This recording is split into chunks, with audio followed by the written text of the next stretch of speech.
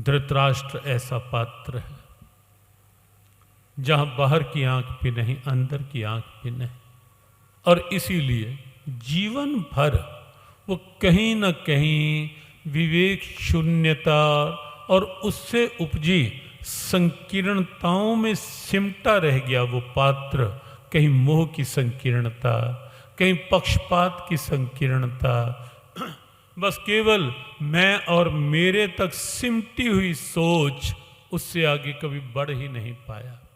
यहां तक ये उस संकीर्णता का ही तो परिणाम है ना। अपने बच्चे कुमारगामी हैं, केवल कुमारगामी ही नहीं, अन्याय, अधर्म, अनीति, अराजकता, अत्याचार सब कुछ चरम पर है उनके जीवन में, लेकिन तो भी ये पात्र उन पुत्रों की आसक्ति में उलझा रहता है, जबकि पता है कि छोटे भाई के पुत्र, पांडु के पुत्र, उनके भीतर पूरी देवी संपदा है, लेकिन तो भी वहां उपेक्षित भाव रहता है। यही तो विवेक शून्यता है। और इसीलिए महाभारत युद्ध के 10वें दिन इसी धरा पर, यह धरा जहां एक और महाभारत युद्ध के उस चीत्कार, हाहाकार, करुण पुकार की साक्षी रही है, वहाँ एक अद्भुत दिव्यता की साक्षी जो उसी वातावरण से प्रकट हुई, उस पर हम आगे चर्चा करेंगे। इको कम करो, रिपीट कम करो।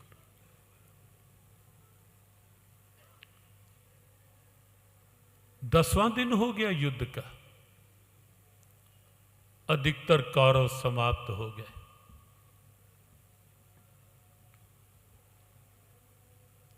पितामह भीष्म शरशैया पर चले गए। संजय महर्षि व्यास से प्राप्त दिव्य दृष्टि, बस आज कुछ पूर्व भूमिका को लेकर हम उस मोड़ पर पहुंचेंगे जहां भगवान गीता उपदेश देने के लिए पूरी तरह तैयार हो गए, तत्पर हो गए। महर्षि व्यास के द्वारा दिव्य दृष्टि मिली थी संजय को, और उसमें भी कारण धृतराष्ट्र ने इनकार कर दिया था। नहीं था भाग्य, डर गया था, सहम गया था धृतराष्ट्र। प्रस्ताव तो धृतराष्ट्र के लिए ही था पहले, स्वयं साक्षात महर्षि व्यास के द्वारा, कि राजन दिव्य दृष्टि देने आया हूं, क्या करूंगा लेकर। कहा हस्तिनापुर में बैठे बैठे कुरुक्षेत्र के इस महाभारत के युद्ध के वातावरण में जो कुछ घटित हो रहा होगा वो सब प्रत्यक्षवत देख पाओगे वहीं हस्तिनापुर से, और यही नहीं, सुन भी पाओगे यहां क्या हो रहा है, वो स्वर भी सुन पाओगे। लेकिन धृतराष्ट्र डर गया, प्रसन्न नहीं हुआ। अच्छा आप बताओ, प्रसन्न होना चाहिए था या डरना चाहिए था? क्या विचार है आपका? प्रसन्न होना चाहिए था कि एक ऋषि द्वार पर, धृतराष्ट्र का तो कोई पुण्य था नहीं ऐसा कि ऋषि स्वयं आकर प्रस्ताव रखे दिव्य दृष्टि का, लेकिन भाग्य ना हो तो घर में आई खुली कृपा को भी स्वीकारा तो नहीं जा सकता ना। और सत्संग सबके भाग्य में थोड़ा ना होता है, सबके भाग्य में थोड़ा ना, नहीं स्वीकार कर पाए। एक बात देखें आप, धृतराष्ट्र की उस समय सोच ये बनी, जिस कारण वो डरा कि जीते जी अपने पुत्रों को देख नहीं पाया, क्या उन्हें मरता हुआ देखो इन आंखों से दिव्य दृष्टि लेकर के। लेकिन शायद धृतराष्ट्र की सोच वहां तक नहीं पहुंच पाई, वहां तक नहीं पहुंच पाई कि अगर दिव्य दृष्टि मिल गई होती तो उस दिव्य दृष्टि के बल पर भगवान गोविंद के उस विराट रूप के दर्शनों का सौभाग्य भी तो मिल जाता ना, जिसकी साक्षी ये धरा रही है कुरुक्षेत्र की। और यही नहीं, अभी तो वाया संजय के माध्यम से गीता का कुछ कुछ भाव धृतराष्ट्र को पता चल पाया कि क्या हो रहा है। लेकिन दिव्य दृष्टि ले ली होती तो गीता ज्ञान को भी तो सुन लेते धृतराष्ट्र, और शायद सुन करके धृतराष्ट्र की मति भी कुछ सही हो गई होती, कुछ विवेक जाग गया होता। लेकिन नहीं था भाग्य, नहीं था भाग्य, और इसीलिए इनकार कर दिया। महर्षि, मुझे नहीं चाहिए दृष्टि।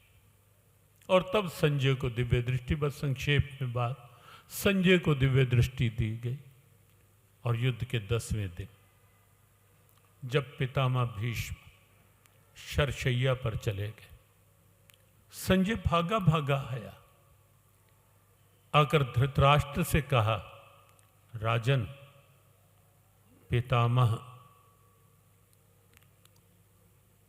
आशंकित तो था ही धृतराष्ट्र। जैसे ही सुना पितामह, धृतराष्ट्र चौंका। संजय,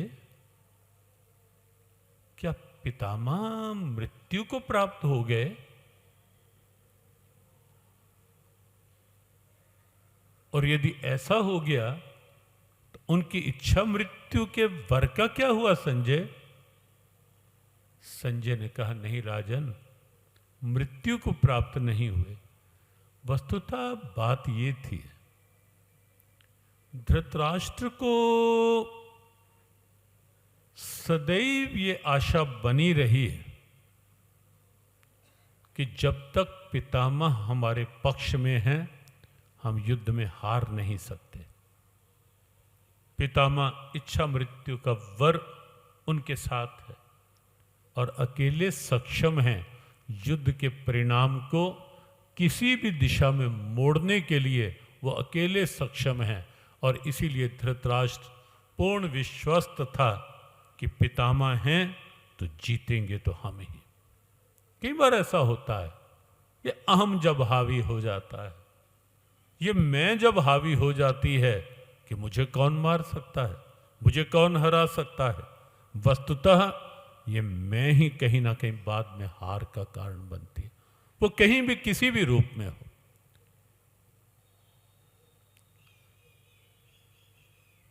रावण मृत्युशैया की स्थिति में था, पूर्णतया बिल्कुल मरणासन, क्षणों का खेल था बाकी। भगवान राम सामने थे। रावण ने कह दिया कि राघव, आप तो निष्पक्ष सत्ता हो, फिर मुझे क्यों मारा आपने? भगवान राम ने कहा, महापुरुषों के द्वारा ऐसे ऐसे कई प्रेरक संकेत मिलते हैं। भगवान राम ने कहा, रावण, तुझे मैंने नहीं मारा, तुझे तेरी मैं ने मारा है। मैंने नहीं, तेरी मैंने मार। मैंने शब्द वही है, उसको थोड़ा बीच में स्पेस डाल दोगे तो अर्थ बदल जाए। तेरी मैंने मारा है तो कहीं ना कहीं ये जो ईगो बनी रहती है कि मैं कैसे हार सकता हूं, धृतराष्ट्र को ऐसा था।